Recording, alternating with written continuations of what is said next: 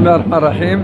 جينا اليوم باش نحيو صلة الرحم مع واحد الفئة اللي ضروري خصها شوية ديال العناية، خصها شوية ديال الحنان.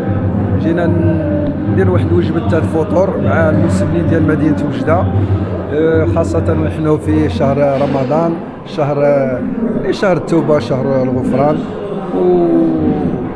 والاخوان ارتأوا بالله ان شاء الله هذه الفكره، هذا الافطار الجماعي مع المسلمين غيبقى كنديروه ان شاء الله موسميا، وتقبل الله منا ومنكم صالح الاعمال ان شاء الله، وشكرا.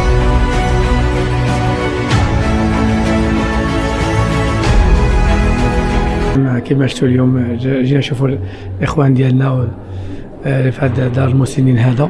نشكروا بزاف الناس تاع الاتحاد الاسلامي الوجدي المكتب ديالو على هذه المبادره الطيبه باش يدخلوا الصروع على هاد الناس هادو وتفقدوهم، لي دوما اللي يمشي من العدد ديالنا، الاباء ديالنا، الامهات ديالنا نلوحوهم هنا في دار المسنين، ولكن الظروف كما يقولوا كما يدخل شويه الفرحه على هاد الناس هادو.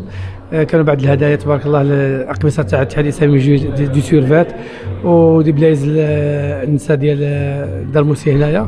وزعما كانت البادره نتمنى ما تكونش غير في رمضان، وكل مره فريق ولا يتطوع ويجي لهذا المكان هذا.